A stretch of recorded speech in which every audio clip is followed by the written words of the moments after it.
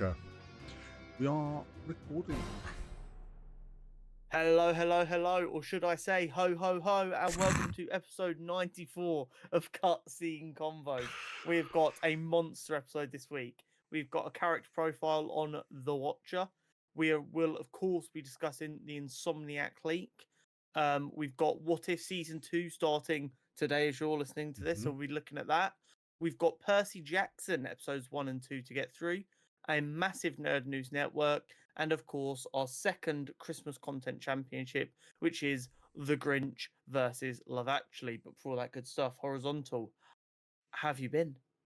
I am doing marvelous. I'm actually more in Christmas mode now than I was last week. Yeah, Last week I you're was caught like, up now. yeah, I'd done no Christmas shopping last week. I'd only recently had the tree up. Like it just was like last minute, as always.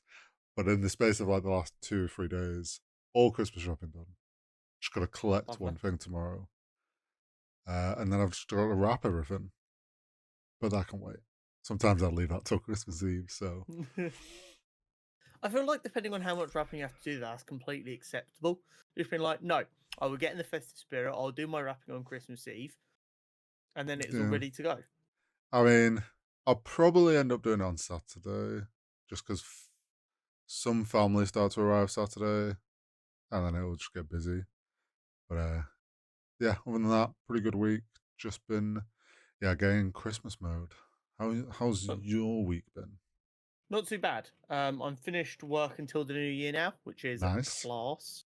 Um, other than that, it's not been too much. It's been getting a lot of stuff kind of ready. Lots of like hmm thumbnails and editing videos and working out what I'm doing when and making sure it's all going to line up right. Just chaos as always. You know, it's just Christmas season is always chaos. It is. Um, yeah, I'm done for the year now, which is very good. So I get to chill. Nice. Um, so yeah, looking forward to it. Um, but we have a bit of an issue, you see, because last year we were proper festive, We were. and we did Santa hmm character profiles for both Marvel and DC, We did. and we did both Jesus profiles for Marvel and DC, We did. and they all did incredibly well. But that hmm meant there was no festive creatures left. You mean to say Rudolph isn't in Marvel or DC? I don't think I could get an entire character profile out for him, no. But fortunately, for one of the few times this year, Marvel have blessed us, and they've given us What If Season 2, They have. which means I get to a character profile on The Watcher. Mm. So let's get right into it. Let's. The Watcher, aka Uantu, first appeared in Fantastic Four number 13, January 1936. Uantu is known as the Watcher, but he's in fact one of many Watchers, whom are a race of advanced cosmic beings whose entire purpose is to watch as the universe plays out, but they must never interfere. However, Uantu has been notorious for being flexible around the entire never interfering. This is largely due to his love of Earth and its mighty stories of good versus evil. Billions of years before the modern day world at the center of the Marvel stories, the highly advanced Watchers decided it was their responsibility to help less advanced races progress. However, their first attempt on Prasilicus ended in disaster as they used these advancements to develop weapons of mass destruction, which ended in a genocidal war, leaving the entire planet dead. Scared and scarred by these events, they vowed never to interfere again, which is when they drew up this code of ethics of watching silently from afar and never interfering. However, Uantu always thought that their motives were pure, therefore they shouldn't just give up on it. They should just try and Improve. find a better way of helping. After many years of peacefully being the Watcher of Earth, Uantu intervened and informed the Fantastic Four of the dangerous Molecule Man. He would then go on to intervene again when he noticed that Kang the Conqueror had travelled back in time and was potentially going to cause problems. So he sent the Thing and the Human Torch back in time to fight Kang and preserve history. Then, when Mr. and Mrs. Fantastic were getting married and villains arrived to attempt to ruin their wedding, he intervened once again, helping Reed run out the villains who were trying to ruin his wedding. And then once again, he forewarned the Fantastic Four of the danger of Galactus and his herald, the Silver Surfer. After years of these kind of interventions that he was supposed to avoid, he was finally sanctioned for his actions by his people after, instead of just giving a little heads up, and he kind of developed like a little workaround where he just kind of appeared and said something and trusted the smart people to work it out. Mm-hmm. He actually physically intervened and stopped someone from getting somewhere or leaving with someone, kind of thing. At which point he was like so actively interfering he couldn't hide it. Mm-hmm. So his own people put him on trial for it. Oh, shit. He explained his actions. He claimed he didn't regret them, and that having watched these people, he couldn't help but intervene. But he said he would do nothing in the future and was released on this condition as they believed his word to be true. However, poor following of the rules is clearly a familial issue, as his nephew would also go rogue as a watcher, but not to help, but instead to try and manipulate/control people. This led to multiple large-scale battles between the likes of the Fantastic Four and the Inhumans. And it also led to Doctor Doom being temporarily imbued with the power of a Watcher. Oh. However, the ensuing chaos of this and what Uantu did to resolve it led to him being temporarily exiled as a Watcher. Uantu did continue to watch over Earth in this period of time, but he has since been reinstated, but continues to bend the rules as and when he sees fit. And in more modern times, this seems to be less of an issue due to his excellent track record.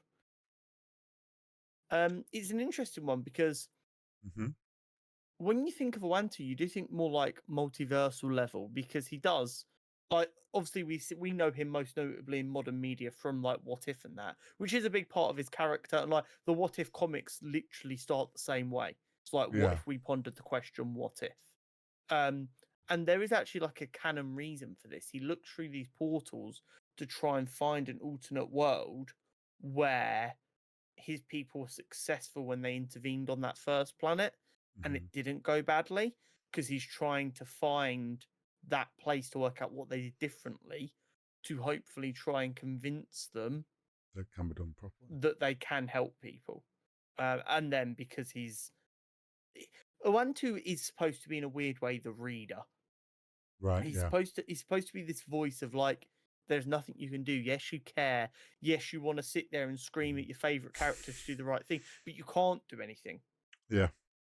And it is that exact reason, and that's the reason he also intervenes, because it's not because he's almost human, so he feels like he has to. It would be like if you gave the biggest fan of their favorite show the ability to change parts of the script. They would. Yeah. They absolutely would, and it's the exact same thing. He's a very, very interesting character. I'm not 100% fond of the way he was portrayed in What If Season 1, but they had plot reasons to try and get him even more involved than he should normally be. So I Yeah. get They it. lent into him being involved a bit more than. Yeah. But other than that, it was very, very cool. And of course, he did have a cameo in Guardians 2 Mm-hmm. with Stan Lee sitting on the rock. Yeah. So yeah, that is Uantu, or the Watcher, as he is known to us. Um, Very interesting. Now, Now, I debated for a very long time how we were going to cover this okay, because the Insomniac leak has been obviously a massive leak, a yeah, heartbreaking leak, I'm sure, for the people who've worked so hard and so tirelessly on this information and all of these projects, etc. yeah, But there's also been a lot of discussion about how ethical it is to discuss it yeah, because the gaming industry's never really experienced anything this big, and it's not like so big that many mainstream outlets are going to grab it to talk about it, which means it kind of falls on gaming journalists to cover it. yeah, So the question is this what gaming journalism should be? yeah. Should Um, they be covering yeah, this information or not? or should they just pretend it's not happened to not give it any more publicity? The issue that I've rationalized myself is um, the information is out there. Hmm. Obviously, we're not going to use any of that information. We're not going to actively publicize the information, i.e., take what was stolen and redistribute it. We will discuss what we've seen. Hmm. But to pretend it's not happened would be insane. And I don't think talking about it is going to make it more likely to happen again because the people who did it were purely out for money the entire time. And when money is involved, people are always going to do things again and again. Yeah, I think there's a lot to it that I think a lot of people don't realize. Like you say, Yeah.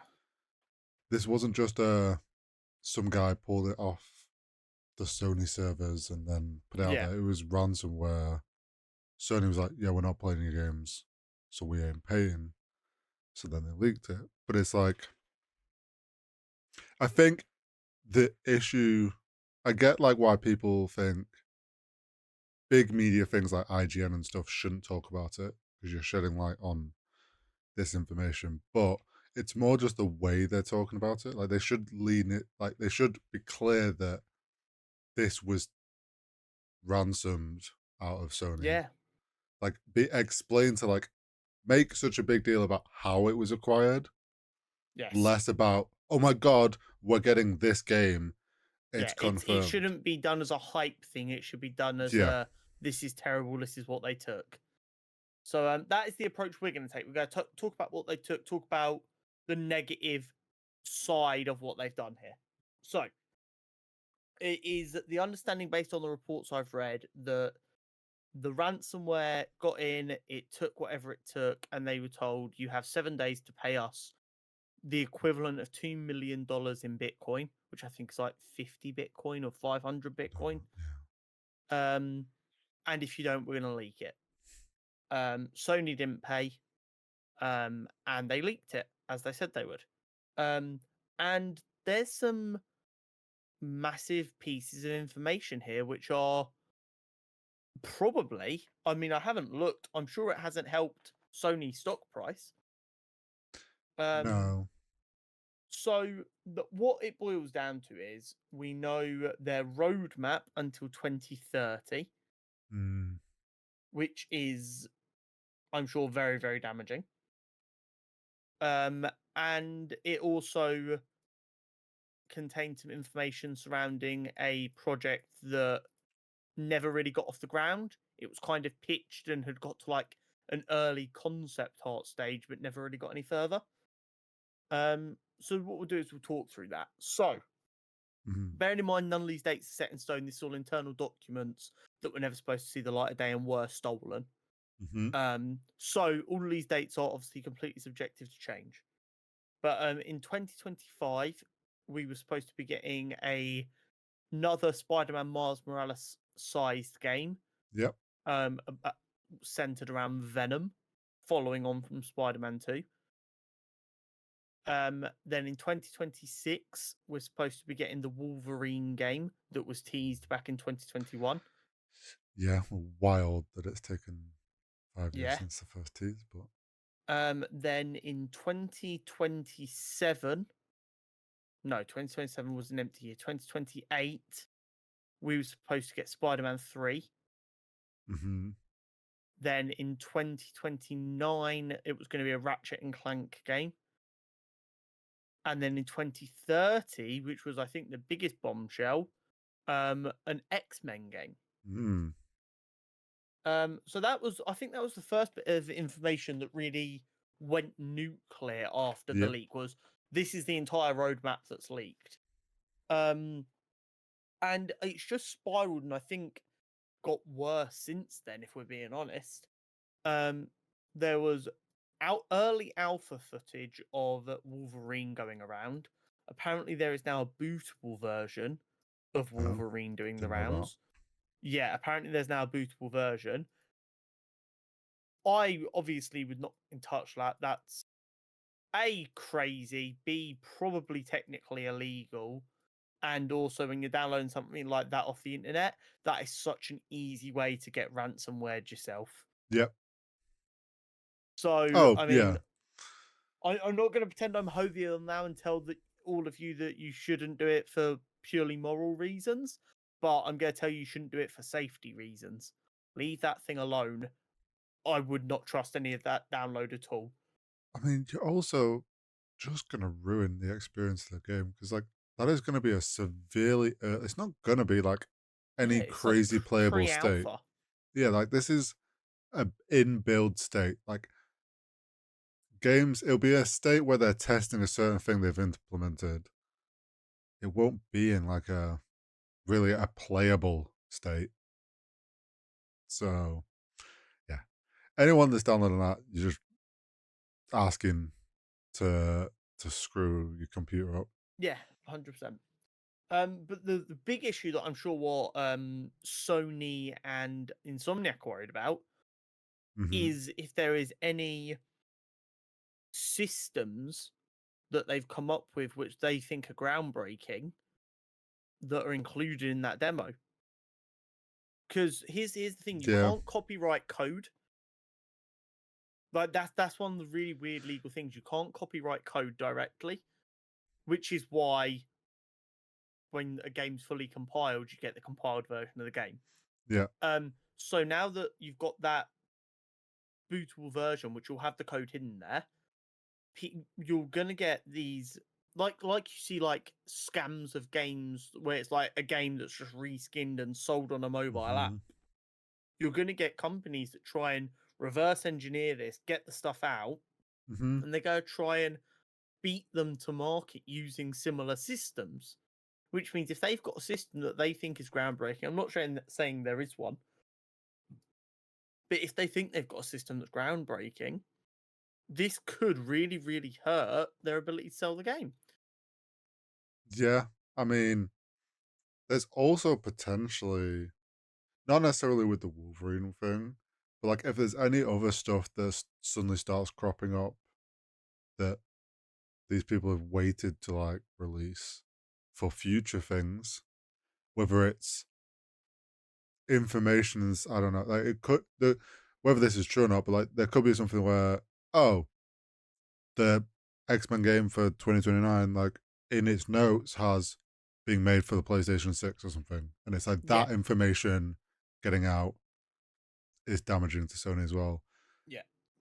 But Um, Sony definitely needs looking at because this is like it's how not many yeah, not the times first time. now have they had leaks or cyber attacks or data Uh, stolen? yeah, you'd think they'd learn, but I guess the problem is just like the size of them. They're always going to be a target.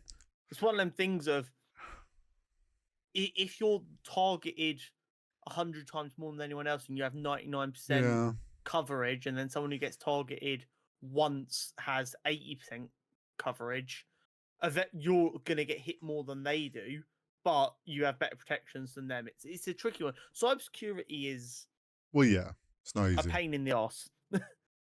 um, the really interesting bit to me though was the the document about the nature of their deal licensing X-Men from Marvel. Yeah, I didn't see that. So this was, I think, what could potentially actually be like financially the most Oh, damaging for Sony. Because it was basically it looked like a slideshow. But I don't know if that's just like the way the hackers put the information together. I don't know. Possibly. But basically, it broke down the deals surrounding the licensing of the X-Men properties with Marvel. And if the first Wolverine game doesn't sell 6 million units inside a year, either party can pull out. And So that there's would, exit clauses. yes, but the exit clause, if Disney pull out, is quite severe for Sony. Well, Including, like, bearing in mind this deal as it currently exists, according to that documentation, runs until 2035. So this deal has got another 12 years on it as it stands, in which time Marvel cannot license off X-Men as its the own game. game. They can license Yeah. off X-Men characters to appear in other games, but they can't be a titular character. Yeah. Unless Sony don't sell 6 million units, in which case Disney get to leave the deal. They also, if they undersell and Disney aren't happy and pull out, they get a higher percentage of any going on sales to like recoup lost cost. Yeah. And then they get to go and resell the licensing rights elsewhere. There's also percentages about how much each party gets based on the way the unit is sold. Okay. So, like, for instance, in like the Spider-Man PlayStation, there will of course be one for the X-Men games. Yep. I'm pretty sure on the document it said like 70% of that package goes to Marvel, which means a $600 bundle, Yep. Marvel's getting 70% of that, whereas just selling the actual digital version of the game, Marvel only get like 27% of that, which is crazy. Yeah. I mean, for physical stuff like the PlayStation stuff, it makes a bit more sense because obviously it's more than just the game that they're licensing out. They're buying your console because of our property, therefore you owe us more money. It's not like the exit clauses stuff doesn't surprise me. Yeah, it's one of them things though, like you never want the consumer to know. Because here's the thing, if it sells 5 million units in the first 9 months, yeah, before everyone's going, yeah, it's done okay. Now that this information is public, the articles shift tone and become, oh, if they don't sell enough, do we get the come X-Men back game? out.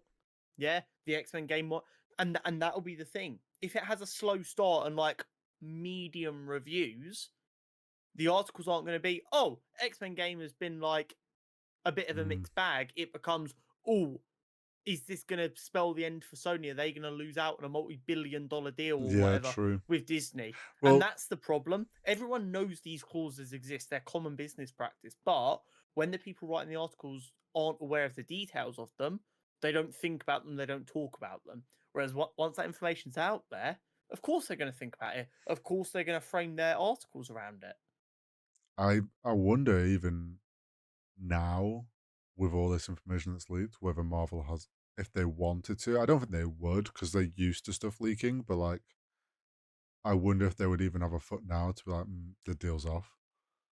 Yeah, potentially, depending on what's gone wrong here. But the leak is also a lot worse than this. This is coming from a purely business and gaming perspective, in which case no one's hurt directly, but it gets worse because there was also leaks of employee records.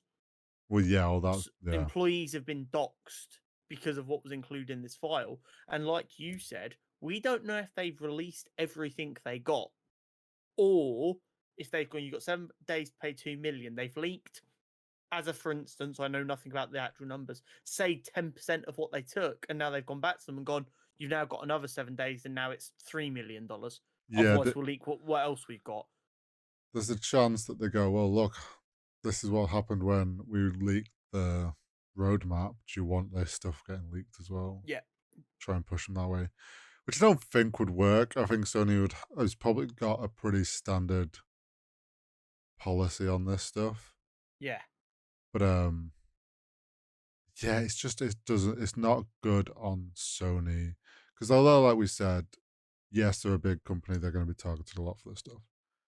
Yeah, You don't see the same thing happen to the likes of like Sony or I don't know another big company. Not Sony, Microsoft, but like yeah, there's been a few times Sony's been in the yeah, news a lot for like oh data leaks. yeah. There was a massive PSM one, what, in 2014, 2015? Yeah, so it's gonna damage whether this Marvel deal sticks around, but like it could potentially damage future partnerships with brands and stuff and IPs. That was a big concern for a long time when Fortnite were trying to get crossplay fully up and Mm, running. Was Microsoft were like, "How are you doing it? Because we do not want Sony to have any accidental backdoor into our servers because they're not secure." yeah, Like that was leaked as being one of Microsoft's big reason for slowing down crossplay because they were like, we don't want any yeah, entanglement because we don't want someone to use Sony to get into Microsoft. Which was a fair complaint because at the time it was even closer to the massive PSN scandal. yeah. Um, and then the other um big bit of information Mm, from the leaked documents was an internal communication within Sony talking about their fear surrounding Game Pass, ah, which again doesn't actually make a lot of difference, but it does mean that the Sony fanboys have a little bit less footing when it comes to the idiots who are still fighting the console wars. yeah. And then there was also some. I think I saw something as well. They were worried about now the. I think it's the now the Activision deal's gone through. Yes, They do worry that they've lost. They're losing the fight, so to speak. yes. Well, here's the thing: because of um the licensing around Spider-Man, and we mentioned this before, Hmm. I'm not 1000% convinced that it would be illegal for the old Spider-Man games, like the ones that came out along films Mm. and Web of Shadows and stuff like that, to now go on Game Pass. Don't We'll have quote to me on wait that. and I don't see. know enough about the ins and outs, but I'm pretty sure at the time them games were made by Activision. Yeah, Sony we. didn't own the I think we gaming said last rights. time it kind of depends So, what yeah. clauses were in there for long term. But yeah, like say, if the X Men game doesn't do that well now, oh, sorry, the Wolverine game doesn't do that well now Mm. potentially, as long with any potential risk of leaks and information, maybe other people with them big IPs that they were thinking of working alongside Sony go, hey Microsoft, would you be interested? Hey Nintendo, hey Sega, hey fucking just random indie studio that can make it for their whatever consoles they want to make it for. You know what I mean?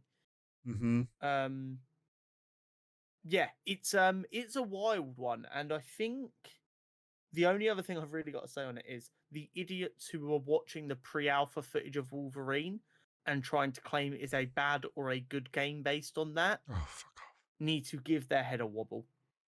off! It's It's just a pre-alpha game. If you think you know enough to look at pre-alpha footage and decide whether it's a good or a bad game, I promise you don't. yeah, no, they don't know what they're talking about. That would be like looking at like the hand-drawn storyboards that like James Gunn and that do for a Well, film and deciding if the film's going to be good or not. it's like the new skate game that's finally coming out.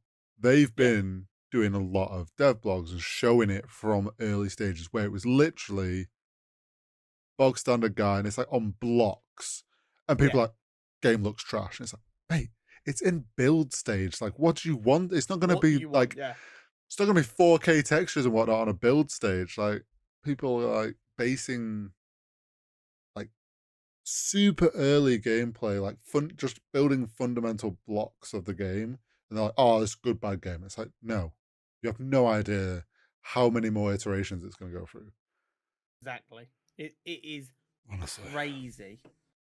game is But yeah, so that was an interesting one, and like we said, there is a chance that it does get worse further still. yeah depending on what may or may not happen. Now, should we get into what if? Yes, starts today as you're listening to this. Yes, the 22nd of December is episode 1, and we Mhm. get 1 episode a day over We the Christmas do. period. So I've got the episodes written down here if we'd like to go through them. These are the Yep. order they're coming out in. So episode 1 is what if Nebula joined the Nova Corps? Hmm. Then we have what if Peter Quill attacked Earth's mightiest heroes, which is the one we saw a lot in the teaser trailer. Right. Then episode 3 is what if Happy Hogan saved Christmas, Which is the and Christmas Eve episode. Yeah, that's the Christmas Eve episode. Then we have the episode that was cut from season 1. What if Iron Man crashed into the Grandmaster? So that would be the episode set on Sakaar. Yeah. Then we've got what if Captain Carter fought the Hydra Stomper? Hmm. What if Kaori reshaped the world? So I had a little Google. Okay. Kaori is a Native American woman who found the Tesseract. Oh, So that could we'll be have a interesting. rough idea of what might be Yeah. happening, yeah. What if Hela found the 10 rings? Which it better have anime style fight scene in that one. Hopefully. What if the Avengers assembled in 1602? That'll be interesting. That will be interesting. And then what if Strange Supreme intervened? I have no clue what that is. That seems like the kind of thing that's going to make sense once you've watched some of the other episodes. Yeah, someone tells me that's going to be like last time, where the last one Yeah. kind of linked them all. So it'd be like, what if he intervened in all them? But it could not. It could be something else. Yeah. What if's really interesting to me at this point, purely because we enjoyed the first season. We did. And it was fun. It was low stakes. It was, here's an animated thing, have fun. Mm-hmm. But people seem to have like a really visceral reaction to it. Yeah, I don't. And the same thing's really happening with season 2. And like we said last week or whenever it was, yes, it would be nice if they kind of went for a they took a concept and they did a season of that concept. Hmm. But this is what they've decided to do. Watch it and like it, or don't watch it. But don't watch every episode and then just complain every week. Yeah, I mean, like, I've already seen people being like, oh, only the last 3 sound interesting. It's like, okay, 1, you're basing it off just a title. Yeah. And then 2, it's like, okay, cool. Like, if the last 3 are the only ones you enjoy, that's fine. Like, people have been sat here all year complaining there's too much superhero content coming out. So if this doesn't interest you, it's not playing into anything bigger. yeah, just don't. skip it. Go sweet. I don't have to do homework as some people are acting like it's going to be.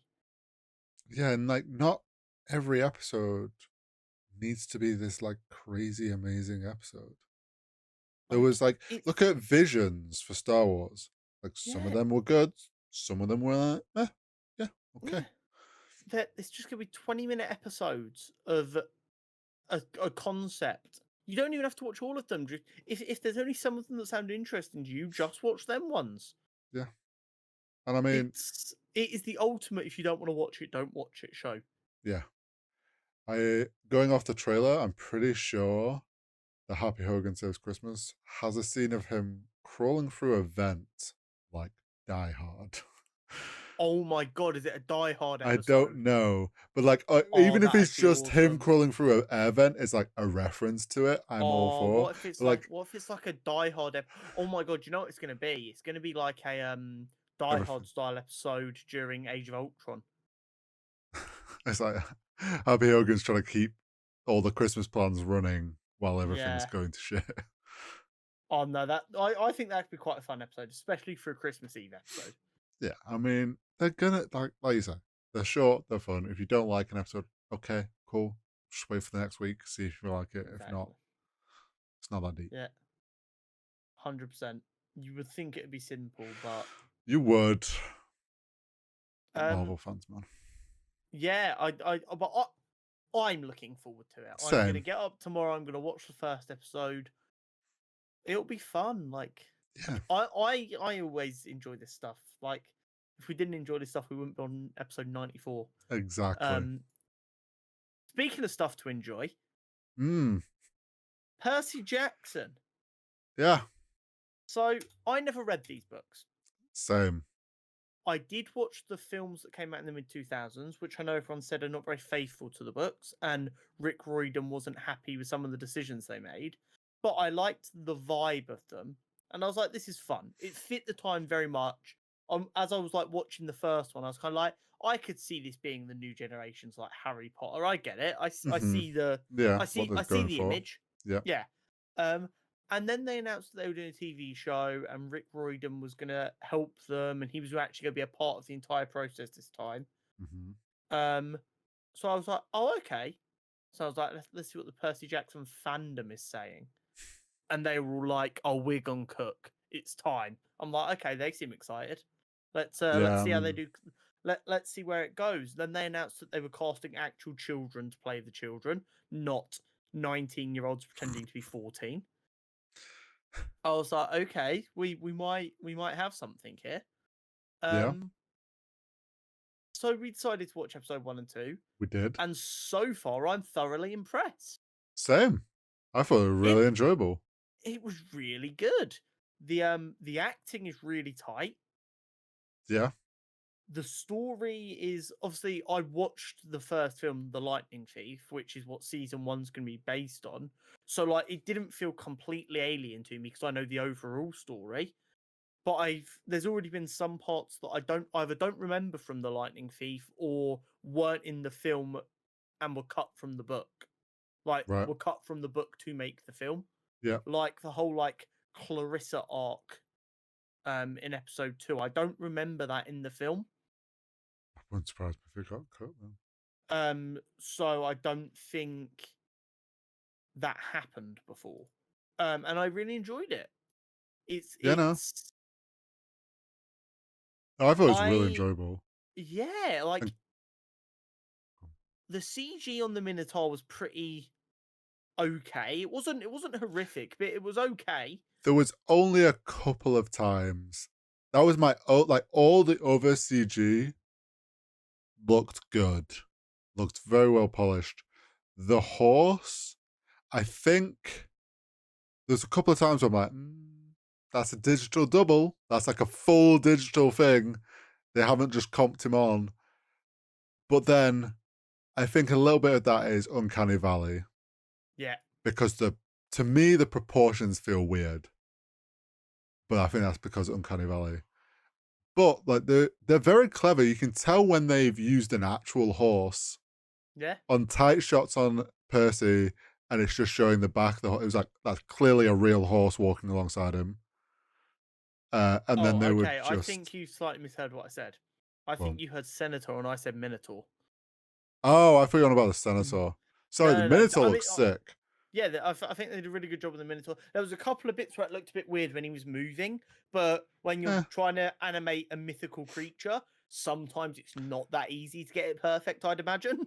they were smart that they used him at night in the Yeah. rain. It's the Jurassic Park trick where To be fair, I'm pretty sure in the books it does happen at night when it's raining as well. probably, Like, I'm pretty sure it's described that way. Um, so shout out Rick Royden for making the animator's life easier while yeah, writing the books. But yeah, it looks good so far. I'm looking forward to it. The 2 episodes of this so far have already given me context that I didn't have when watching the film. yeah, Like, I'm 99% sure they never referenced the mist in the film. okay. I Um, I don't even know if I actually really. I may have seen bits of the first film, but I don't even really remember the films at all. If I um, have, yeah, I feel like they never referenced the mist in the film. I might be misremembering. Um, so like I was always a little bit like, oh, why is no one doing anything? Oh, it's magic, so it must be different or whatever. Like you understand that there must be a reason, but yeah, they never. Whereas this was like, he's like, why wasn't anyone reacting to that? Why wasn't anyone doing anything? It's like, oh, it's because of the mist, and because you're a demigod, you can kind of see through the mist, but because you don't know you're a demigod, the mist still kind of works. Blah yeah, blah blah blah blah. They explain the whole concept differently to the way the film did. In the film, it's explained that to keep him safe from the Minotaur and all the evil beings before he knew what he was, that's why the mum was with the horrible boyfriend. Okay. Because he stinks and he covers up his like demi-blood scent. Okay. Um, Such a whereas cop in out. this, they don't reference that at all. So I don't know if that was something that was from the books originally, or if it was different. My approach is going to be that if things weren't in the film but they're in the show, the film was wrong. Yes, I would be comfortable going that way as well. Because also the boyfriend didn't seem as horrific in this as he did in the Yeah, he film. was just like a little. In the bit annoying. film, he like assaulted Percy, if I'm remembering correctly. Yeah, okay. They've kind of amped that up then, probably. Yeah, so I don't know if they've just gone, we're not going to have a grown man actually like getting physical with a 14-year-old child, or if the film just decided to go that route instead, or what. But I mean, like the feeling of the camp where everyone's like legit kind of 12 to 16, and it makes it feel a lot scarier and more uncomfortable, and you definitely dislike the gods a little bit more, knowing they've put all of these kids in danger because they can't keep it in their pants. Yeah. I think as well, for someone who hasn't read the books, like I have some concept of what it's about. But like I couldn't remember exactly which was his god. And like the fact that double dropped an episode to start has got it to a point from, for someone like me who hasn't read the books, doesn't really remember what the films were about, hasn't paid it much attention. I feel like I'm in a spot now after 2 episodes where I'm like, okay, I understand the concept of the world we're in. I understand what Percy is, and I now know who his god is. Yeah, and I Quest agree that setup. yeah, the 2-episode start is the exact same thing that we saw in Andor. It's Yep. beautiful. Here is the context you need to know where the story really starts for the story we're trying to tell. Because the story isn't about him finding out he's a demigod and getting to the camp. That's not the story. That's the setup. Yeah. Which in a book, you can take however many pages you want to do that. You don't want to take an entire season of a show doing that setup. So instead of giving us a 30-minute episode and a 40-minute episode over 2 weeks, in which case people might be like, oh, it's a bit slow in it. Especially because Netflix have ruined it and made everything binge culture. They kind of go, right, we'll give you 2 episodes that you can watch over 2 weeks if you want to, or you can just watch them both straight away.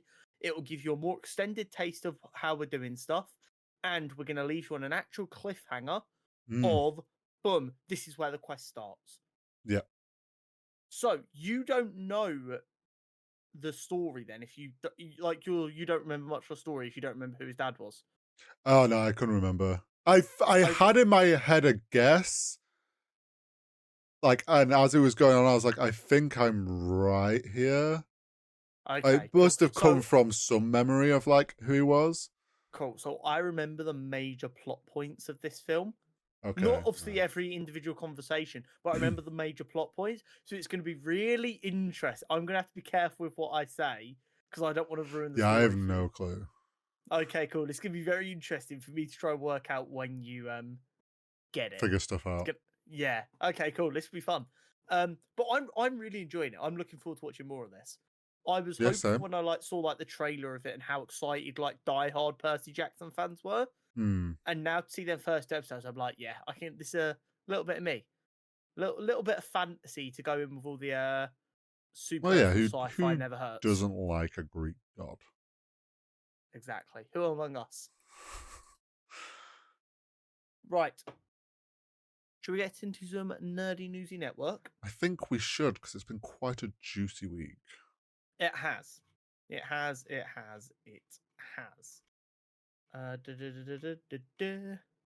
Right. Starting off with something I was very excited for, and now I'm very not excited for. Rebel Moon. So, this was Zack Snyder's Star Wars film. R-rated. That Lucasfilm said no to. So he pitched it after some changes. pitched it to Netflix, and they went, "Yep, here's your money, go make it." Yeah. And it's supposed to be, like you said, it's an R-rated Star Wars film. It's going to be class. Hmm. So the PG-13 cut of it is released. Which is like, okay, why? Yeah. So we've already been told by Zack Snyder and Netflix that this isn't the true version of the film yet.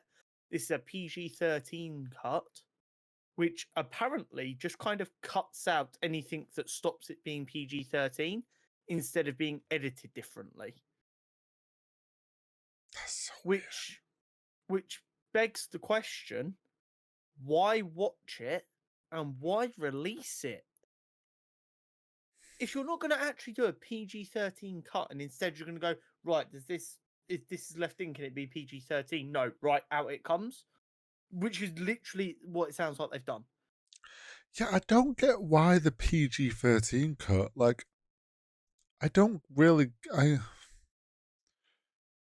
My thought is maybe Netflix suggested it because obviously R-rated. Maybe it adds in extra steps to getting it approved and different things. With all the what we know is going to be a lack of content over the next year, they're like, we release a PG-13 cut. Don't have to worry about, is this approved? Is this like R-rated? Because it's probably a longer process to get the rating if it's going to be R-rated. Maybe.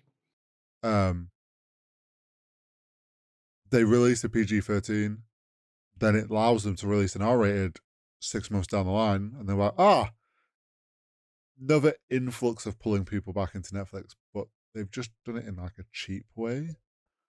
Yeah, I really, really don't get it. It seems like a really weird business decision. It's like they've wanted what the Star Wars franchise has, where it like entices kids. Like every kid wants to be like a Jedi, or Sith. Kids love Star Wars. But obviously, that wouldn't be the case if Star Wars was R-rated. And it's like he wants that to try and build this IP, and there's going to be like kids want to be part of Rebel Moon. But it's like if it was an R-rated film, they wouldn't be allowed to watch it, so that wouldn't happen. It's like he's trying to make the film he wants to make, which is like an R-rated Star Wars, but also have the Star Wars audience, which is a lot of kids. And it's like you can't have both. I'm going to give Zack Snyder an out here because you know he answers to me all the time. Oh yeah. Come on speed dial. Yeah. I don't think it was his decision to make a PG-13. Probably not. It's probably Netflix. I don't think he really had any say in that, especially the way he's talking about it in the press. He's not slagging it, but he's being very clear that it's not the true version. I think that is his way of kind of undermining it and going, just wait for mine. Right, what? But if I question have to hear the words Zack Snyder director cut ever again, this is the thing. I'm gonna blow up. Like, what does this say about him as a director if he never gets his cut released?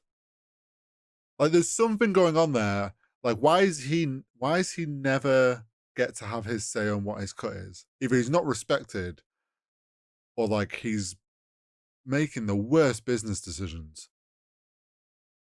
Snyder cultists might be the worst people on Twitter, bar racists and paedophiles, and some of them are both. And I think that's starting to hurt him because Netflix clearly wanted a PG-13 film. He clearly wanted an R-rated film. He's made his R-rated film, and they've gone, no, we're going to make it PG-13. Right, well, everyone's going to be on Twitter demanding you release the Snyder cut again, and you saw how that went before. I was just going to say, Netflix is doing this purely for marketing. They probably don't give a shit about the PG-13 cut. They've just done it so that they know the fandom's going to be like, release the Snyder cut, so then they can do a double dip. Well, this is the thing we need to discuss. So, on Rotten Tomato, the reviews for Rebel Moon have not been good. Well, yeah. They have been actively horrific. But it's interesting because they're 24% currently after 86 critic reviews. That is pants. But the audience score is 72%, which still isn't very good. It was, however, before the film had come out to the public, up at 86%. Yep. And all of the people reviewing it only had a review for this film on their Rotten Moon account, Rotten which Moon. is a little bit, yeah, Rotten Moon, Rotten Tomato account, which is a bit suspicious if you ask me. Yeah, a little bit. Why I pray tell is a film that's not out to the general public yet got an audience score, and why is it so high from a bunch of accounts that only have one rating on them? I don't know if that's common. Maybe I've just been baited by someone who wants me to think there's something suspicious going on here. But I feel don't like know. most people who create a Rotten Tomato account don't do it for a film that's not out yet, and they don't write their first ever review for a film that's only just coming out. If it was like a film that was if this was like Oppenheimer, I'd be like, doesn't surprise me. People are blown away. They want to do a review. They're like, I have to find, like, I need to do my first review. Get it? For a Zack Snyder film, who we know the fandom is crazy, like just wild. They're just wild people. Yeah. It gets bad critic reviews. To then get loads of like audience reviews of just people that have reviewed nothing but this film, to almost be like, try and be like, look, the audience scores higher than the critic one, so the critics are wrong. It's just weird. Like, I would be interested to know if it would have got all those reviews had the critic score been good. Yeah. It's just weird. I probably will say I'm not going to watch this till there's an R-rated cut. I'm gonna hold out for the hot R-rated cut and hope it can live up to the fun I was hoping from. But Yeah. we'll have to wait and see. I mean, I don't expect it to be a storytelling masterpiece, but I want it to be fun and enjoyable. Yeah. Hopefully the R-rated cut is a better coherent story. Uh-huh. But yeah. it's not looking good for Rebel Moon. The other thing we got late last week, Saturday, was a Echo teaser. Yeah, a few with more even shots. more action. This is true. Hori, I'm doing that thing again where I start to buy into the Marvel hype a bit too much.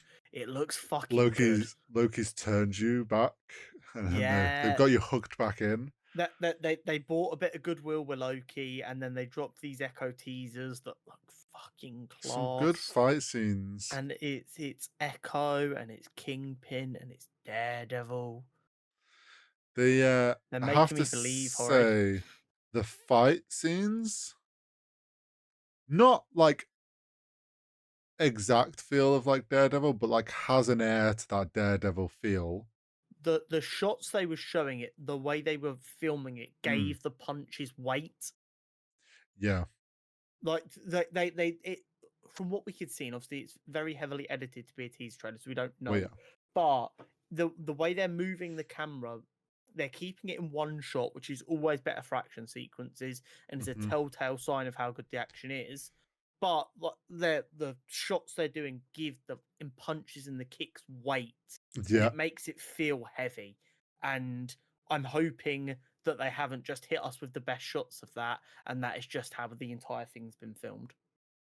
Well, I mean, I'd like to believe it's not just a bait and switch, but I really hope so.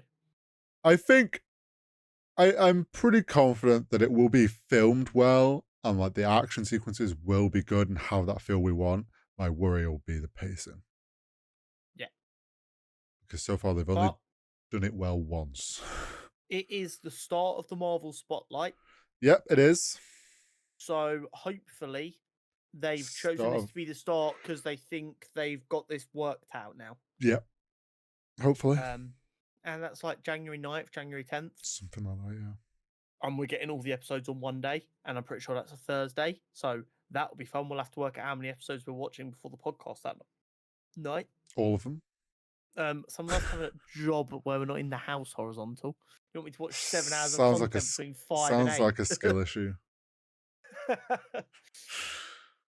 Now this is a really interesting one, which has divided a lot of people, but I'm not sure. Mm. The DCU's Arkham show, according to James Gunn, is also being produced by Matt Reeves. Yes. So I saw a screenshot of this interaction on what's Instagram's Twitter? Oh, Threads. Threads, thank you.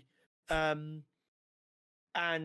the screenshot from Threads was of James Gunn saying, "Yeah, we love him doing the Batman, so we want him to help us with any Batman stuff inside the DCU." To which a lot of people have gone, "This is fucking dumb. Let him do the Batman, or just bring the Batman in the DCU. Don't ask him to do the same thing in two places, because then what's the point of it being in two places?" Which I do kind of get. If you want the exact same tone, because he's doing such a good job, why not just fold it in? I think he's just going to be there as like a consultant. I don't think it's the same tone. I think we know from when the Batman came out and all the like roundtable interviews and different things he was doing discussing it. He just loves the Batman. Like he just loves Batman. Always has been a fan. When he got the chance to work on the film, like he was thrilled and he wanted to put his take on it.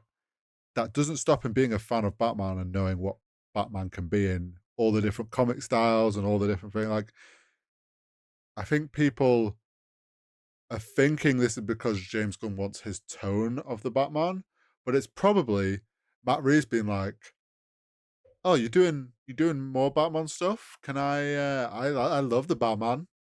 I did a great Batman film. I know what I'm doing with Batman. Can I help?" Do you know And what I James think Gunn's it like, is? "Yeah."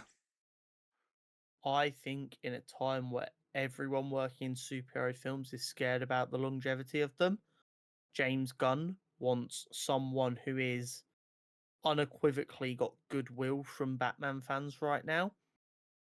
Name on another Batman project. Yeah. And I Because think, there are going to be a lot of people who aren't sold on James Gunn yeah, that see that Matt Reeves is working on this and they go, right, I'll give it a chance. I can see Matt Reeves doing a completely another style of like tone of Batman for the Arkham show that leans into what James Gunn wants for the DCU's Batman. Yeah, 100%. And people are going to be like, Matt Reeves is that guy for Batman. Yeah. The fans are going to fall in love with it. Like anything that's Batman, they'll be like, Matt Reeves needs to touch this. Yeah, he knows what he's doing. 100%. 100%. But I do get the concern from people, kind of like, well, why would you have the same guy doing two different things in two different places? Just do it all in one place, which I think is a valid point. But I don't think he's hiring him to write and direct the Arkham show. He just wants him to consult on it and help produce it. It's very, very different. I think people also underestimate maybe how much Matt Reeves likes Batman and just wants to touch everything Batman. Like George Clooney. Rumors are mounting that we're going to get our first Deadpool 3 trailer during the Super Bowl. That wouldn't surprise me. Yes. So, for those who are uninitiated, the Super Bowl is the second Sunday of February. Imagine if the trailer is them watching like American football in the mansion. Like just a bunch of X-Men characters on a couch watching American football. That is their Super Bowl. Here's the problem. Go on. Deadpool and Wolverine are both Canadian. Yeah, they'll probably just be like, if they are doing that, it's just going to be to laugh at Americans. Yeah, but or is it some of the other X-Men trying to explain the Super Bowl to them? Maybe. But yeah, so that's the current rumor. Which, to be fair, February for a film that's due out in July, cutting it a bit close. Yeah, but Super Bowl also known for a lot of trailers. Yes. Oh yeah. It is trailer central. It's always a busy week after the Super Bowl. I will be watching the Super Bowl as I have for the last number of years. I'm hoping the 49ers will be there to make it worth watching this year. Let's go. I don't even know if Um, the Ravens are still doing well this year. yeah, no, they are. The Oh, okay. Ravens and the 49ers are actually playing Boxing Day morning for us, Christmas Day evening for the Oh, well, Americans. let's go Ravens. And it is being touted as the Super Bowl preview because it is expected to be the Super Bowl matchup. Okay. Right, on to some much more serious news. Yes. So, back in March, we reported that Jonathan Majors had been arrested. There was a lot of Mhm. news up in the air about what had happened after an altercation with his girlfriend. No one really knew what was happening. Um, Not long after, apparently, she'd recounted her statement and she'd been arrested for assaulting him. And there was lots of back and Yeah. forth, at which point we just decided we will stop talking about it and wait for there to actually be an outcome before we Yeah. address it The again. only stuff we kind of discussed was what we think Marvel might do Yes. going forward. And this week, there was finally a verdict in Jonathan Major's trial, Yeah. in which he was found guilty on 2 counts and not guilty in 2 counts. What he was found guilty of were guilty of assault in the 3rd degree and harassment. I think officially it was non-criminal harassment, but I don't know what that means. I don't know the law, and I definitely don't know American law that No. well. But I'm pretty sure he was found guilty of non-criminal harassment, but I don't know what that entails. Shortly after this verdict was announced, Hmm. it was announced that Marvel had fired him. Yeah. It's um, I have nothing to say about the criminal case itself. No. There's like we don't have anything to say. It went to court. He was found guilty. That's it. Yeah. The Like verdict's been made. Like. it's not our country for starters. We're British, not American. Yeah. And we're not And lawyers, so yeah, we're not going to start commenting on another country's law. We have no idea how any of that stuff works. If you don't trust your legal system, do something to help it get better. And if you do trust the legal system, well done. They won one, I guess. as for the The Marvel real news, conversation for us, because there's nothing to comment on the other stuff, is the big discussion right now is should Marvel recast or scrap Kang altogether? And to add fuel to that fire, there are rumors suggesting Kang Dynasty is now internally being referred to as Avengers 5. well, so there's different parts. So the Marvel firing him, I imagine there was a clause in his contract for that essentially just automatically that is what happened. And Marvel, The, like as soon as this was official verdict was made, boom, okay, your contract's terminated. Like that's that. There's the, no ifs, the, buts, and yeah, the thing we need to remember is what Marvel actors yep, in their contracts are Disney actors. yep. So the question There's you a need to ask certain yourself is standard. Disney going to have an actor who's just been charged of assault, found guilty of assault? No, it's not going to happen. No. So, I mean, that wasn't really a surprise to anyone, I don't think. As for like Kang Dynasty being referred, I honestly wouldn't be surprised if it's already internally been referred to Avengers 5 for a long time. Yeah. Before they even That's called it Kang Dynasty, and it's just like, oh, they're calling it Avengers 5. It's like, no, they just always have. You're just hearing it again. Like, yeah. that's as for So recasting. I think this is ironically going to be looked back on as a big decision. I don't think it actually affects anything, but it's a big decision about a discussion we've heard a lot over the last 2 or 3 years about our movie stars a dying breed. Yeah. Because for a long time, the discussion has been when was the last actual movie star we had? The movie stars aren't a thing anymore. Now it's the characters that are the superstars, blah, blah, blah, blah, blah. Yeah. And then because the characters are superstars, what you get is you get people falling in love with the actor for the role, and then they just think of that actor in the role. Like Robert Downey Jr. with Iron Man, Yeah. Chris Evans with Captain America, etc., etc. Hugh Jackman with Wolverine. Anytime you mention someone else doing that role, everyone's like, oh no, but they won't do it as well. Yeah. It's actually a big problem. In fact, I'm starting to think the only beloved character that can get away with ever casting a new actor is the Doctor because it's built into the show. And even then, Yeah. that doesn't always go smoothly because of just He's sexists got and a weird racists. Yeah. screwdriver. So I think they need to just recast. If you cannot recast Kang, you're never going to be able to recast anyone ever again. And when these actors are too old to do the job, you're done. Yeah, Kang is the most recastable character. yeah, His that's the entire thing. thing is being a variant.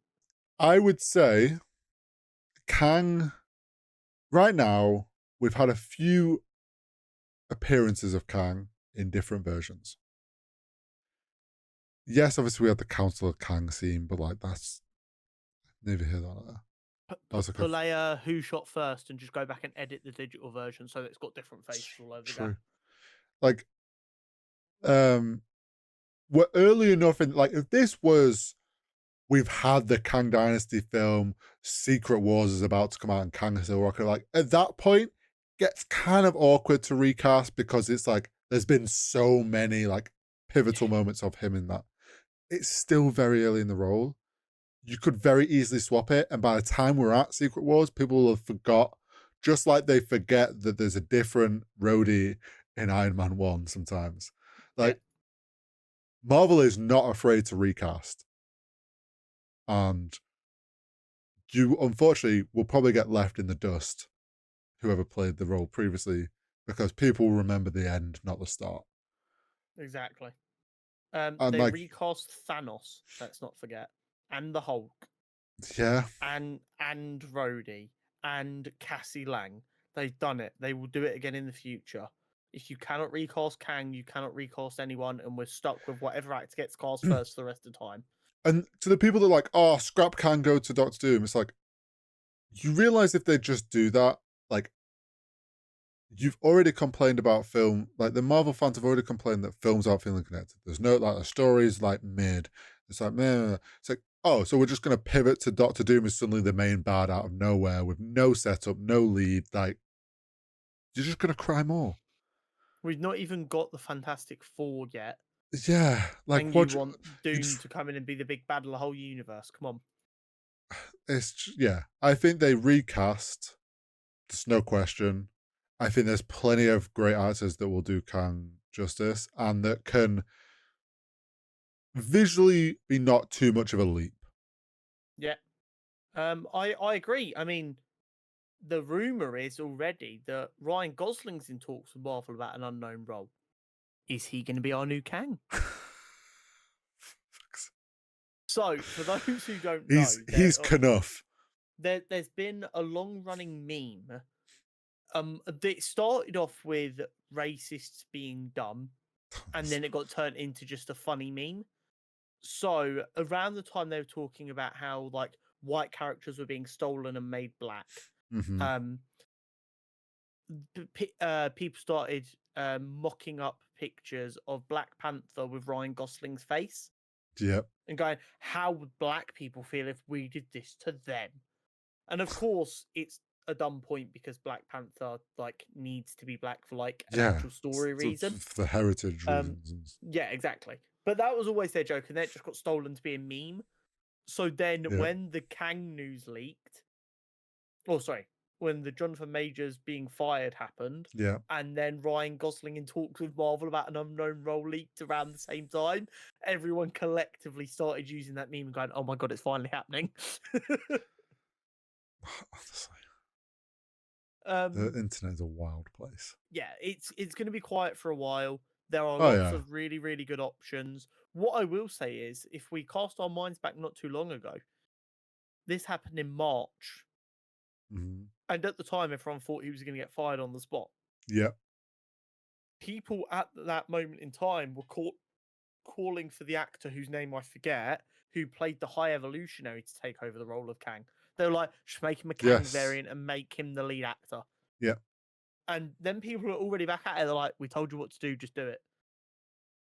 There's There's lots of talented actors. Go find one. You'll be fine. yeah. And there's a lot of ways that they can twist it if it's someone that's already in the MCU and be like, yeah, it was a Kang variant. Like, I said, just pull a who shot first, like they did with the Star Wars digital versions. Go back to the Council of Kangs. Yeah, for And stuff like just, that, they can go back and anything that's like a digital yeah, face replacement, like they can just go back, change a load of their faces, just random faces. you'll go, yeah, Um, we'll watch it on Disney Plus in like 10 years and it'll be completely different acting. We're like, I yeah. swear this was the one that had Jonathan Well, no, Major. because what you can do is you can go back and you can just make basically all of the ones in the arena random face and just be like, oh, well, of course there are going to be some that look the same, but there's Yeah. also look at how many different faces there are. It's not a big problem. Like, yeah, cool, whatever. And also, it gives them a free cop out of everyone complaining that the one from Quantumania was weak. They're like, well, that wasn't the ultimate Kang. Obviously, look, this is a different Kang. He's much stronger. Yeah. And yeah, Yeah, honestly. so easy. Now, about a year ago, we uploaded our most successful video ever. And it was talking about 40k. It was. And I'm here with Sure, our that's second why ever. it did so well. Yeah. A year later, Henry Cavill's 40k universe is reportedly now properly rolling at Amazon. It They've got a is. deal fully locked in and ready to go, and they're starting pre-production on whatever. So yeah, there you go. That's your update. We'll talk to you next year when they've got script. I'm so excited. So ready. You know me, I'll give it a watch. Yeah, I mean, though I'm not huge into all the lore of 40k and stuff, I've played some of the games, never got the figures, but like 40k is a lore and the world, very interesting, very cool, can be a very, very good film or show or whatever they want to do. I think the beauty of it is you kind of like know a fair bit about the lore already, so you'll be able to watch it and know what's going on. If I try and watch it and I'm completely lost, it's a bad show. Because what's the point of doing a 40k show if it's just for the people who already love it and you're not trying to get any new fans? You need to find a way to explain the lore to the people who are coming in. They will explain it, I'm sure. Well, I mean that'll be the first big test for them. If I'm sitting here going, "The fuck is a space marine?" They fucked it because I already know what a space marine is. So if I'm asking that question, they've really fucked it. They are. We also have the Disney 2024 slate. Yes. I've got rid of anything not related to us because we don't care about stuff not related to us. So this is strictly Marvel and Star Wars, I believe. No, there is one thing that's not. Echo, January 10th. Yes. Entire series dropping on January 10th. Yep. Then we have Kingdom of the Planet of the Apes, May 24th. I put that in because I know we both said we were interested in watching it, so I assume it would end up on here. Yeah. Deadpool 3, July 26th. Agatha's TV show, which I still don't think has a final name, which is a little bit concerning. Fall 2024. Okay. Then the following have no date attached to them yet, other than being expected to release in 2024. Yep. Eyes of Wakanda. Don't know what that is. No. The Acolyte, which is a Star Wars show. Yep. Which we are both very excited for. The Bad Batch Season 3, which I'm pretty sure has also been confirmed to be the last season of the Bad Batch. I think it is, yeah. Skeleton Crew, another Star Wars show we're both quite excited for.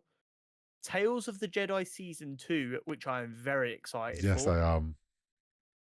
X-Men 97, which Hori's very excited because his age is in the title.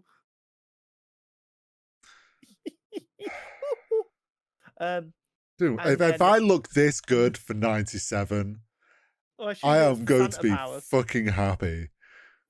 You should see him on Christmas Eve chat when the beard goes all white and gets bigger and he puts on all the weight. Why can it not just be like, I am jacked, but it's like a fat suit? That's how he moves so quick. He looks like he shouldn't be able to. A couple 100 years ago, Santa got tired of being fat, so he got jacked, but he didn't want to lose the jolliness, so just wears a fat suit over being jacked. It's how he just like squeezes into places, and he's just so yoked. And then also we'll be getting the animated Friendly Neighborhood Spider-Man show. Yes. In 2024. So while we're getting one Marvel film all year, and by the looks of it, no Star Wars films, looks like we're eating good on TV. We are. Which, bearing in mind, I'm hoping to have a house, not having to go to the cinema 3 times a month. probably not going to hurt. No, but those streaming services might. Yeah, they're already baked into the budget. True. That's fine. True. We're not worried about that. And I mean, if in doubt, yo ho. I mean, But yeah, I'm very excited for all the Star Wars. let's Very be honest excited. though. These 1, 2, 3, 4, 5, 6, 7 projects that Mhm. have no date, Yes. how many of them get pushed to 2025? I reckon we only get. I'll be surprised if we get both the Acolyte and Skeleton Crew. I think we'll get both Bad Batch and Tales of Jedi because Tales of Jedi is a small thing. Echo and Agatha, I think will happen, no problem. One of the animated ones is going to get pushed. Eyes of Wakanda is apparently animated. Okay. I think that gets pushed. Depends on what it is. Like if it's like a few little short things, then maybe not. But if it's like a full-on animated series, then maybe. So all that I can currently see on here is that it seems to be about throughout Wakandan history, brave warriors have been tasked to travel the world retrieving dangerous vibranium artifacts. That could be like each episode is a different time. So that could just be a short thing. So that might still rock up. Yeah. But it'll be interesting, that's for sure. Yeah. But out of them 7, I won't be surprised if we only end up getting 4. I don't know what 4, but I won't be surprised if we only end up getting 4. Yeah. I think it's very realistic to say one of the Acolyte or Skeleton Crew being 2 live action shows ends up dropping. I'd be very surprised.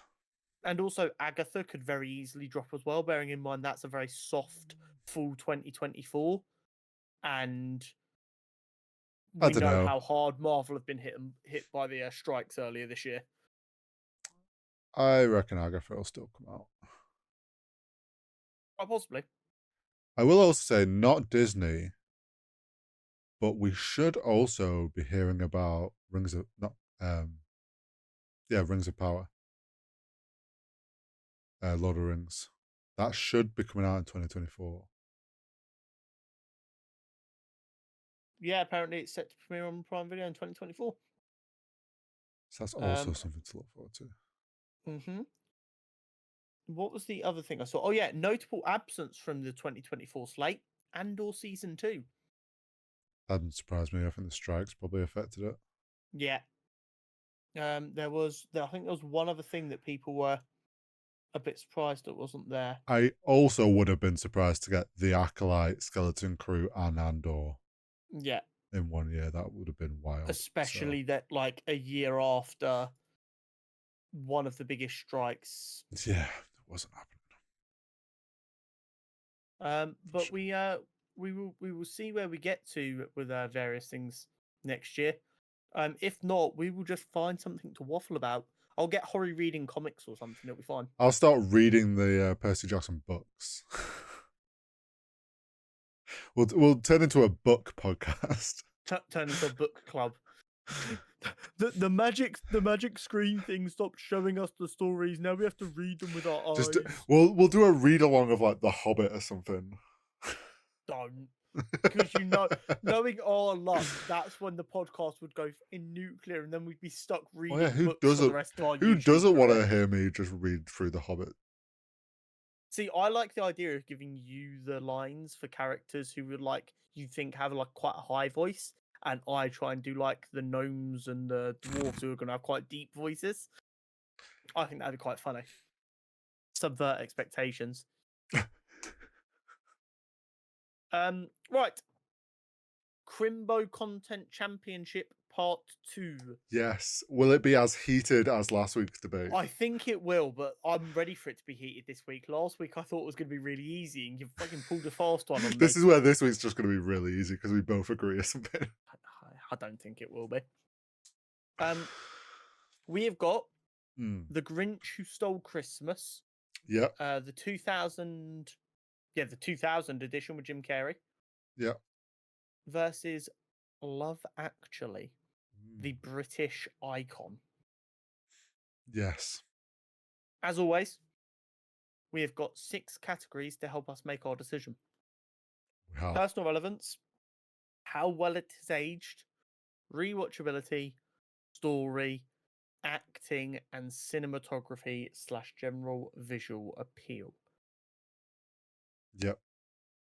I'm not looking forward to this one, Oh, and I'm going to explain why with my personal relevance. okay. Personal relevance: The Grinch, Mm. my favorite Christmas movie by far. Oh, this is easy. Personal relevance for Love Actually, my second favorite Christmas movie by far. I feel like this is going to be more painful just for you. Yes. I I I don't tend to have favorite things. I think we've like kind of established that. Like as a general rule, I'm very much like recency bias or like I have favorites, but I very rarely have like a favorite. Someone asked me my favorite film or book or comic or song. I'm Spider-Man. like, I don't know, these general Spider-Man. area things. Spider-Man for all the above. Yeah, Spider-Man is my favorite song, you're right. Yeah. But with Christmas films, like these are absolutely both top two. This is gonna hurt. Where's your personal relevance at for these, big boy? So, The Grinch is probably, I would say, The Grinch and Home Alone 1 are like the two oldest Christmas films I remember from being a kid, of like vivid memory of watching them on TV every year. So like The Grinch, pretty high up there as like one of my top films to watch over Christmas. Love Actually, I've seen a few times. Like it's a great film. I can't say that it's like always a go-to film for me to watch. Though I did happen to watch it literally like a couple weeks ago. But that's because my sisters put it on. But yeah, it's one like I definitely lean Grinch, but Love Actually is classic British Christmas film. How well has it aged? These might be some of the most I've ever written, notes wise, for a content championship here. Oh damn. It's not loads. Maybe we need but to just it's switch to a doing bit. Christmas films all year round. Yeah. I think for The Grinch, Mm. that the generation of kids who grew up with it, i.e., yourself, Yeah. myself, the people who watched it as a Us kid. millennials. Yeah, well, I'm Gen Z technically. Don't feel like it, but I technically am. We find the Grinch incredibly relatable. Like every single Christmas, all you see is a million different freeze frames of the Grinch. And it's kind of like, why was he right though? Yeah. It's like, he's kind of base. Honestly, like I think that Grinch film as well, because of the level of practical that they went to. Although it has that older Christmas film feel to it, like it's got that era, it still looks great. It looks phenomenal. The story, like you say, there's so many. I feel like as we get older, we're like, I relate with the Grinch far too much. Hate, loathe entirely. But the thing is, it's like we relate to it not necessarily around Christmas, but we relate to it just in our daily lives. And it's like, why is the Grinch not just a Christmas film? And you are absolutely lying if you don't tear up a little bit when his heart grows 3 sizes and he has to save Cindy Lou and he saves Christmas. It's brilliant. If you don't like it, you're a heartless fuck. Now, how well is it aged for Love Actually? I have a great thing to say here. Go on, you go first. Probably one of the greatest British prime ministers we ever had. Yeah. That's how well it's aged. The fake prime minister has been better than all of our actual prime ministers. When I was younger, I enjoyed the comedy aspects of the story. And like how like you get the big reveal at the end that they're all intertwined. And you're like, oh, that's really cool. Yeah. And as I age, which I know sounds crazy, I'm only 24, but as I've emotionally matured, I enjoy the actual stories so much more. Yeah. As well as, and what I was trying to work, because it is at its core like a rom-com, Yeah. which aren't my go-to. But what I realized is the reason I don't mind it is it just doesn't just show romantic love. It's got romantic love, but it shows friendships and Well, brother yeah. and sisters, and it shows like all them different relationships that are really important at Christmas. Like they're not just like, no, you the only person that matters is the person that you fall in love with. It's like, no, your family matter, your Yeah. friends matter, your brothers matter. That yes, old love, new love, don't betray your love, fucking Alan Rickman. Um, but it is very much like such a wide variety of relationships, and yeah, they all have these intertwining moments which are Mm. beautiful. But it's just that kind of no matter what you're going through at a Christmas, Yeah. there is a story in Love Actually That's that you can relatable. resonate with. Yeah. It Like could. it's I one think of the best. as it's like, as you say, as we've aged with it, it's just as entertaining, and if not, like with the Grinch, more relatable to like an understanding of that is what Christmas is. I genuinely think you could watch Love Actually every year for 10 years and relate to a different story every time you watch it. Yeah. Just because of the way like life changes and you go through different parts of your life, there are going to be different things that you relate to at different times. And I think that's the beauty of it. Yeah. Rewatchability might be the drawiest draw we've ever had, literally every year, See, without fail. for me, I've definitely watched The Grinch way more times than I've watched Love Actually. Um, I mean, maybe I've watched The Grinch more, but for as long as like I've been old enough to have a say in what Christmas films we watch as a family, they both get watched every year. Like they're I w- class. I love them I so would much. say I've seen The Grinch start to finish more than I've seen Love Actually start to finish. The amount of times where I've come in to like the sitting room and my sisters have Love Actually, and I'm like, oh yeah, I'll stick and watch this. It's like I always seem to come in partway through that film. Yeah, that's that. I you know what? It does seem to be the film that gets played on TV a lot as well, Yes, it's especially like the always on British midday TV. films. Yeah, I mean, it's one of very few like British films that are just genuine 100% masterpieces. Cannot be argued. Yeah. Um, right. Story again. I've set myself up for a very big draw here. As far as I am concerned, they are both 10 out of 10 stories. Yeah, and we've got to remember these are Christmas films, so they've got to Yep. convey Christmas. Both Yep. cracking Christmas stories. Do you know what I always love about The Grinch? Go I on. routinely forget until the end of the film that it takes place on a snowflake. Yes, everyone forget. I, I, Everyone, I re- it's one of them it's details that in the people don't opening believe. credits where they Yeah, fly onto it, and then every single year I'm watching it, I'm seeing the credits, I'm like, oh yeah, it takes place on a snowflake. yeah, It's beautiful, and it is the story of Christmas done properly without religion, which is actually really difficult to do because Christmas is inherently yes, tied to religion. But it's kind of like, no, Christmas has outgrown religion directly. But even if you're not religious, you shouldn't just fall into the commercialism of Christmas. There yeah, is still a meaning to be taken from Christmas, and it is checking in with people who maybe are a little bit too reclusive and need to lighten up. And maybe you need to hold your family accountable to not just care about presents and just this hyper hmm, commercialized world. Maybe like check on your neighbor, make sure they're yeah. okay. It's a beautiful story told in a masterfully comedic way. I just love it. I could talk about the Grinch for hours. No, yeah, you're not wrong. It's great, great story. And then on the flip side, you got Love Actually, which is a genuine storytelling masterpiece to have all of these stories again so different individually, and Yeah, then they all just tie up nicely. it's almost like a snapshot of what a British Christmas, and shows so many different aspects and ways people celebrate Christmas. And then it's all tied up in a classic school nativity play.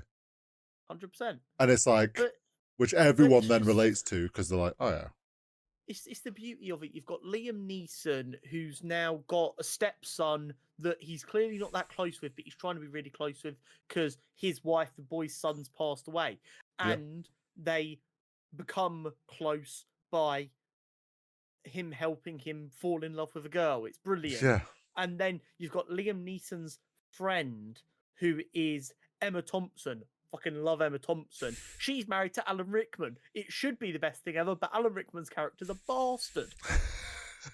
And Emma Thompson's brother is the Prime Minister who falls in love with his new secretary, whose sister goes to the same school as the. And then you've got the friends who go to America, and it's just Then you got Rick brilliant. Grimes. Yes, you've got There's everyone. we're getting into into acting here, Yeah, but yeah. but and then you've got like the really funny the arc in the background of Bill Nighy's character doing the new Christmas song, and it's just Yeah. I love it so much. It is so good. The storytelling. I'd never want to be this guy, but I'm going to be this guy for this time and this time only. They just don't make them like it anymore. I mean, you're not wrong. Honestly, if every film took the kind of formula of Love Actually and was like, we're going to have too many characters, and we're Yeah. going to have all these stories that actually don't rely on any other story, but we're still going to tie them together anyway. Yeah, I think I'd die a happy man.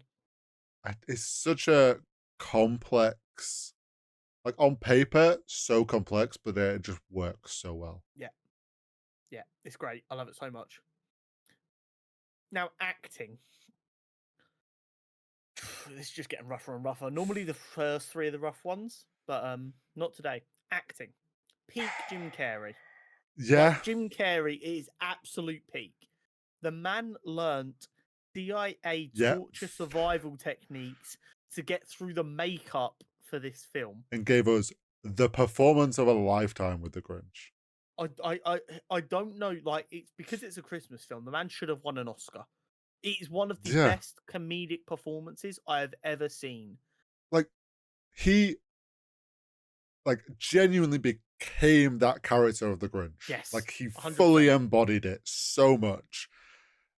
And I think that's part of the reason I love the Grinch so much, because I genuinely, with my entire heart and soul, do not believe any other human being, alive, dead, will be alive, could do that as well as he did. No one. That is a role made for Jim Carrey. 100%. It's crazy. The man just became the Grinch in every morsel of his being. Everything. Like, this is my favorite thing, and everyone's probably heard it a million times. But the bit when he's getting ready to go to the Yuletide celebrations, and he rips the fucking thing out. Yeah. The tablecloth out perfectly. Everything was supposed to go flying, but he accidentally did it perfectly, so nothing fell. And then he stayed in character and messed up the table. Yeah. And that made the Grinch even more of the Grinch, because it's this idea that the Grinch can do something perfectly, but he's so anti everything, he has to mess it up anyway. And that wasn't even supposed to be the bit. It's like the story that he tells about how he was taught and learned to get through the makeup of like smoking to distract himself. He would hit himself. So he's there and he talks about how he's in full costume, sat with a cigarette in a cigarette holder, just going smoking and going, and smacking himself, which is like the Grinch. Like that just gives Grinch energy. He said he always says he had a little mantra for himself, just you're doing it for the kids, you're doing it for the kids.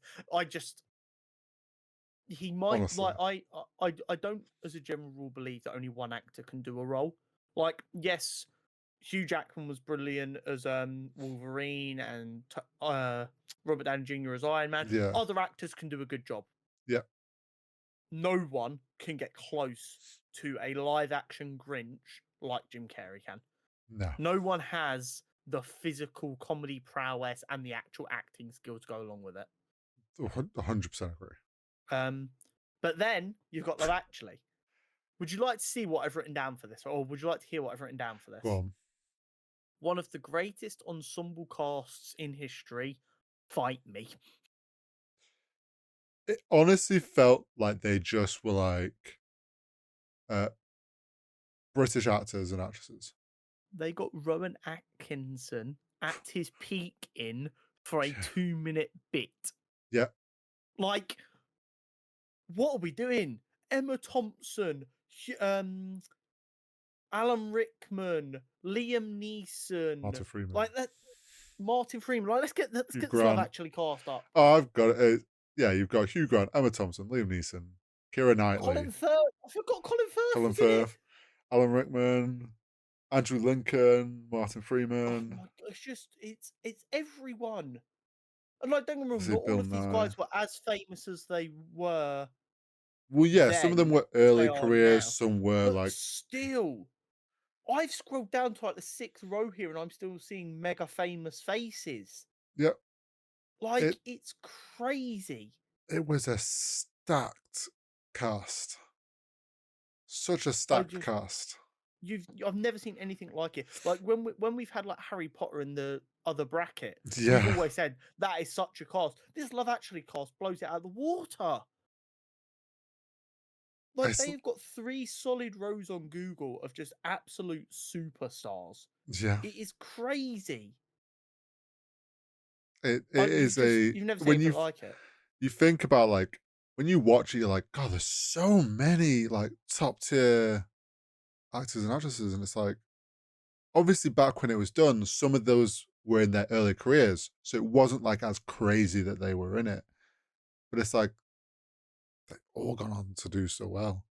And they were all rent was due. Like none of them pulled their punches. They Oh were yeah, they all all did acting. great performances. Yeah. No one was reining it in because I think it was one of them things where they were all like they all knew they were good actors, and a lot of them hadn't hit their peak yet, but a lot of them were quite big. Like Alan Yeah, Rickman, Emma Thompson, Hugh Grant were all quite big. Liam Neeson were yeah. already quite big. So I think they kind of bounced off each other and they're like, I'm not going to be out acted on this set. And as a result, what you just get is everyone just giving it their absolute all. I can imagine it was a lot of fun. Yeah, and that's the other thing. No one ever seems to say anything bad about working on that film. No. Everyone seemed to enjoy it. Cinematography. This might be the only easy one on the list. Okay. For a 2000s film, there was some insanely good artistic decisions in The Grinch. The Yeah. art style and sets they designed and put together Yep. are gorgeous. I love it so much. It's the practical. Yeah, It's just it's a long lost art at this time. It feels. And for the 2000s, when like stuff was starting to go the wrong way, they didn't even really lean in it at all. They were very much the George Lucas ilk of no, we'll do it practical, and then if anything needs a touch up, we'll use the computers. Um, yeah. so good, and like it even had because obviously it's a Dr. Seuss book. They Hmm. even like used a couple of the bits from the book with like the silhouettes and stuff Yeah. They were for clever like about it. inspiration for the shots. And it just so good. Whereas Love Actually is bang average. Yeah, I They feel worried like about the acting, the script, and the cast. They were not worried about it do you looking know what? beautiful. Love Actually is shot like a British TV show. Yes, 100%. It's that Just like on a bigger visual, budget. which essentially because it's like if you think about it, it's shown on British TV every year. Like Yeah, it's essentially that's they made it for what it like they've done it for what it is, and it's yeah. like, well, yeah, it's Um, nothing crazy. It fits it what it has it was. has a couple of really nice shots and sequences, but it's nothing that's going to blow you away No, purely on the cinematography, which is fine. It's a Christmas film. No Christmas film really needs to blow you away with the cinematography. no, But in this particular instance, The Grinch is just gorgeous. I love it so much. Um, Now this is the bit I really dislike. yeah, Personal relevance, I'm just going to call a draw. Even though I've said The Grinch is my favorite Christmas movie, I want to call that a draw okay. Well, so that I it's go on Grinch, you. but we'll call it a draw. Okay. How well it's aged. I think The Grinch has aged better. I feel I relate to the Grinch Yeah. to a higher degree. I don't, do you know what my problem is? I don't know if Love Actually like is still watched outside of the UK. Yeah, I think the That's my only Grinch. problem. When you think about the Grinch, is globally known as a great Yeah. Christmas film. Um is if we get loads of comments saying, "Oh no, the Love Actually is huge in America. We love it," then maybe we'll change our mind. But I think the Grinch has probably aged better. Yeah, Rewatchability and story for me are a draw. I would have the Grinch on rewatchability. Okay, cool. So that makes Story, it I would have it as draw. okay. So I think that makes it 2-0 Grinch so far. Yeah. Okay. Acting, I think, has to go to Love Actually, doesn't it? As much as I don't want to, because Jim Carrey's so good. It is literally. Can you name a better ensemble cast that all pull out all the It's stops so like this film? difficult because it's like, I want to give it to Love Actually for the cast, but I want to give it to the Grinch purely for what Jim Carrey had to go through for that performance. I Like just, the I just the don't level of think. commitment it gave. I just don't think one like perfect Yeah, but like the man performance was outweighs like tortured 20 daily. superstars. Yeah, but 20 superstars all acting like rent is due. Yeah, it's so tough It's because a I draw just, or Love Actually. The Grinch is not winning oh acting. no, yeah, I can maybe stomach a draw. I'll go draw. Okay.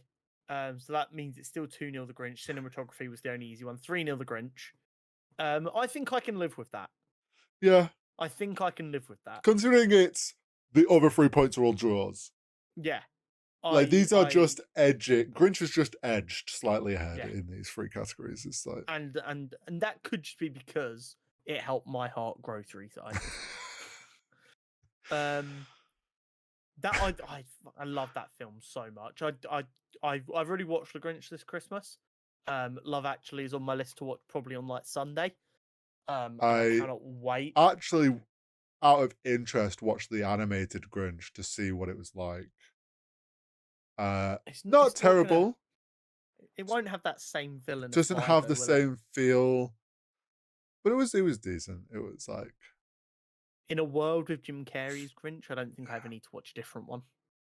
I need to watch the proper Grinch. I've seen Love Actually, and then I will be doing my annual Christmas wrapping, watching Home Alone 1, 2, and The 3. the Grinch the Grinch is a proper hot chocolate and shortbread film.